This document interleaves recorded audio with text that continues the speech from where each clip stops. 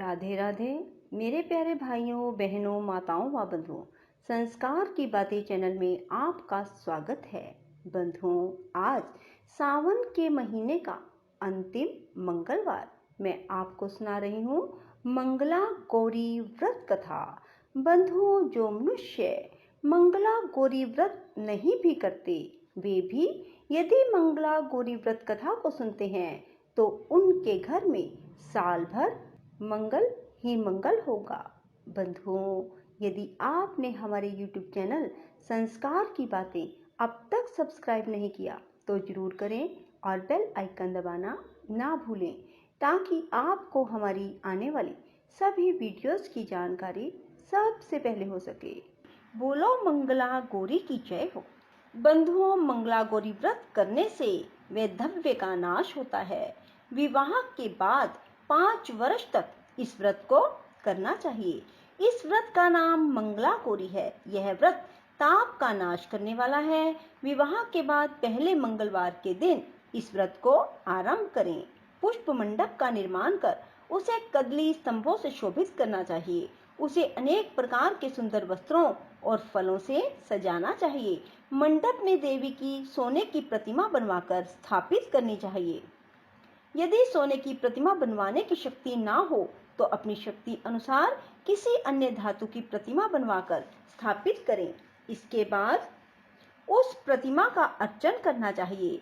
उस मंगला गौरी की प्रतिमा का षोडश उपचारों 16 दूर्वा दलों से और 16 चिड़चिड़ा दलों से, 16 चावल और 16 चने की दाल के दानों से अर्चन करना चाहिए। 16 बत्तियों का एक दीपक होना चाहिए अथवा 16 दीप जलाकर भक्ति द्वारा दही चावलों का नैवेद्य समर्पण करना चाहिए। देवी की मूर्ति के पास सिल लोढ़ा रखना चाहिए। इस तरह 5 वर्ष तक व्रत करना चाहिए। फिर उद्यापन करके माता को बायना देना चाहिए। अब बायना के संबंध में सुनो। मंगला गौरी की एक पल सोने की प्रतिमा बनवानी चाहिए या आधे पल या आधे से आधे पल की प्रतिमा बनवानी चाहिए। अपनी शक्ति के अनुसार सोने अथवा चांदी के घड़े को चावलों से भरना चाहिए। उस घड़े के ऊपर पहनने के कपड़े या चोली रखनी चाहिए। उसके ऊपर मंगला गौरी की प्रतिमा रखनी चाहिए। देवी के नजदीक, जैसा कि ऊपर बताया है, सिल लोढ़ा रखना चाहिए। यह सिल लोढ़ा चांदी का होना चाहिए। इस प्रकार माता के लिए बायना देना चाहिए। फिर 16 सुहागन ब्राह्मणियों को भोजन करवाएं। इस प्रकार व्रत करने से 7 जन्म तक अटल सौभाग्य, पुत्र पुत्र संपत्ति आदि सब अपने आप प्राप्त हो जाते हैं। सनत कुमार जी भगवान शिव से पूछते हैं कि प्रभु, इस व्रत को पहले किसने किया था? इसके करने से किस फल की प्राप्ति हुई? कृपा करके आप मुझे इस व्रत के संबंध में बताएं, जिससे इस व्रत से मेरी श्रद्धा हो जाए। भगवान शिव ने कहा, हे सनत कुमार, प्राचीन काल में कुरु देश में श्रुतकीर्ति नामक एक राजा शस्त्र ज्ञाता, कीर्तिमान तथा शत्रु रहित था। वह 64 कलाओं को जानने वाला, धनुर्विद्या में निपुण था।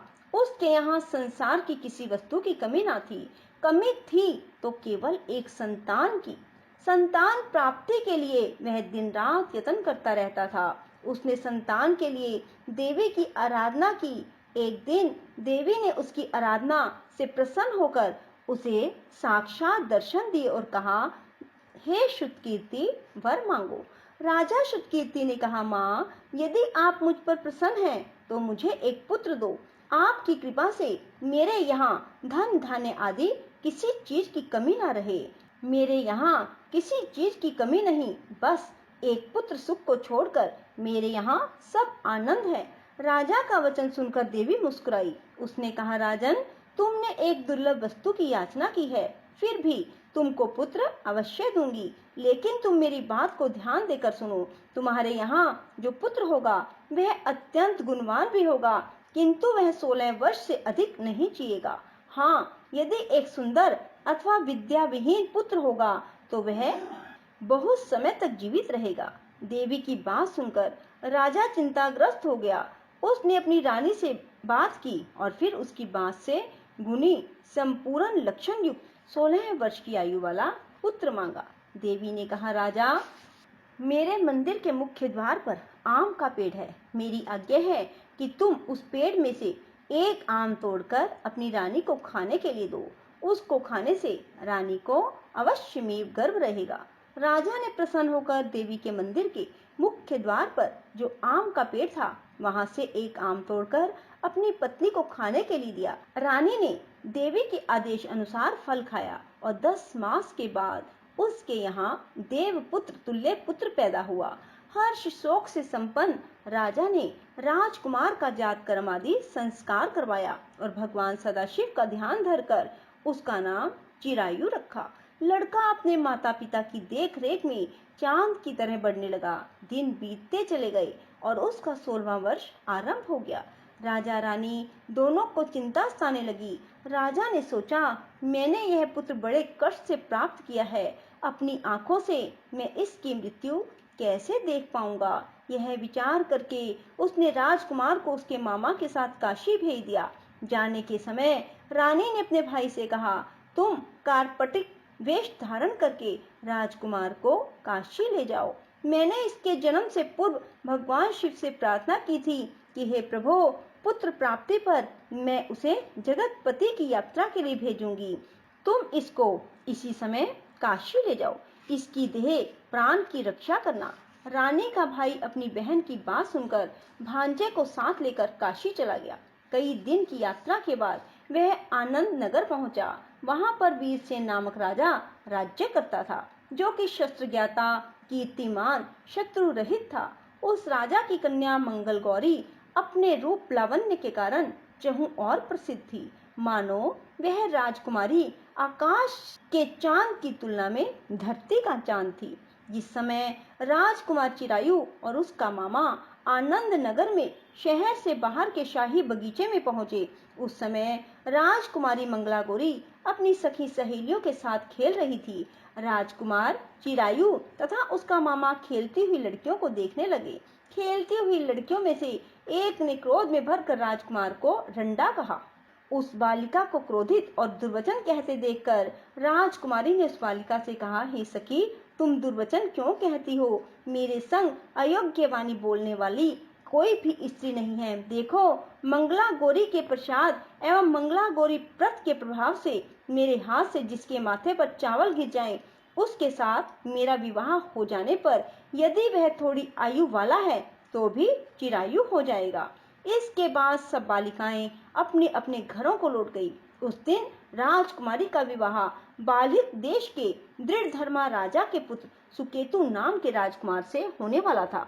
लेकिन सुकेतु मूर्ख, कुरूप, बहरा था। वर पक्ष वाले उसकी बजाय विवाह मंडप में अन्य अच्छा वर ले जाने की इच्छा प्रकट कर चुके थे। विवाह के पश्चात सुकेतु के बजाय प्रस्तुत वर को भगा दिया जाएगा और सुकेतु बालिक देश को अपनी पत्नी लेकर लौट जाएगा। ऐसा विचार करके वर पक्ष के कुछ आदमी चिरायु के पास जाकर उसके मामा से कहने लगे, यह बालक तुम हमें दे दो, इसके द्वारा हमारा कार्य सिद्ध होने वाला है। इस भूमि पर परोपकार जैसा अन्य कोई धर्म नहीं है। उन लोगों की बात सुनकर चिरायु का मामा प्रसन्न हो गया, क्योंकि वह बगीचे में मंगला गौरी की बात सुन चुका था। उसने वर पक्ष वालों से कहा, आप लोग इस लड़के को क्यों चाहते हैं? विवाह के लिए वस्त्र, गहने आदि तो मांगे जा सकते हैं, लेकिन कोई वर थोड़े ही मांगा जाता है। फिर भी मैं आपकी बात रखता हुआ लड़का आपको दे रहा हूँ। वर पक्षीय जन राजकुमार चिरायु को विवाह मंडप में ले गए और विवाह कार्य सिद्ध हो गया। जब शपथपदी आदि कार्य होने के बाद रात में राजकुमार मंगला गौरी के साथ सोया, तभी उसका 16वां वर्ष समाप्त हो रहा था। ठीक उसी समय काल सांप के रूप में वहां आया। संयोगवश उसी समय राजकुमारी की नींद खुल गई और वह सांप को देखकर मारे भय के कांपने लगी। फिर उसने भय त्याग कर सांप की पूजा की, पीने के लिए उसे बहुत सा दूध दिया, प्रार्थना की, दीन वाणी से उसकी स्तुति की। मंगला गौरी ने कहा, मैं उत्तम व्रत करूंगी, मेरे पतिदेव जीवित हो जाएं और चिरंजीवी हो जाएं। देखते ही देखते सांप कमंडल में प्रवेश कर गया। अपनी कुछ की चोली से राजकुमारी ने कमंडल का मुख बांध दिया। उस समय राजकुमार अपने शरीर के अंगों को ऐंठते हुए जाकर उठकर बैठ गया। उसने राजकुमारी से कहा, मुझे बहुत भूख लगी है, राजकुमारी ने माता के समीप जाकर लड्डू आदि लाकर राजकुमार को खाने के लिए दिए। राजकुमार ने प्रसन्न होकर भोजन किया। हाथ धोते समय उसका हार गिर गया। वह पान खाकर दोबारा सो गया। उसके सोने के बाद राजकुमारी कमंडल को बाहर फेंकने के लिए गई, लेकिन विधि के विधान से बाहर जाते समय चमकते हुए हार की चमक देखकर चकित रह गई। उसने घर में स्थित हार को अपने गले में पहन लिया। थोड़ी रात बाकी रहने पर चिरायु का मामा आकर उसे ले गया। चिरायु के जाने के बाद वर पक्षीय जन सुकेतु को वहां ले आए। मंगला गौरी ने जब सुकेतु को देखा तो कहा, यह मेरा पति नहीं है। इस पर वर पक्षीय जनों ने राजकुमारी से कहा, हे देवी, यह तुम क्या कह रही हो? यदि कोई पहचान हो तो कहो। मंगला गौरी ने कहा, रात को मेरे पति ने जो मुझे जड़ाऊ हार दिया है, उस हार के रत्नों की सुंदरता यह बतलाए। यह कोई अन्य ही है। रात्रि में आम्रसेचन के समय मेरे पति का केशरयुक्त पद मेरी जांघ में लगा हुआ है। सब लोग उसे देखो। रात के समय मेरे और मेरे पति के बीच जो बातचीत हुई और हमने क्या भोजन किया, यह भी बतलावे, तो यह मेरा पति होगा। मंगला गौरी की बात सुनकर वर पक्षीय जनों ने कहा, ठीक है, लेकिन सुकेतु उपर्युक्त प्रश्नों में से किसी एक का भी उत्तर नहीं दे सका। इस पर कन्या पक्ष वालों ने उसके साथ राजकुमारी को भेजने से इनकार कर दिया और वर पक्षीय जन अपना सा मुंह लेकर जैसे आए थे वैसे ही लौट गए।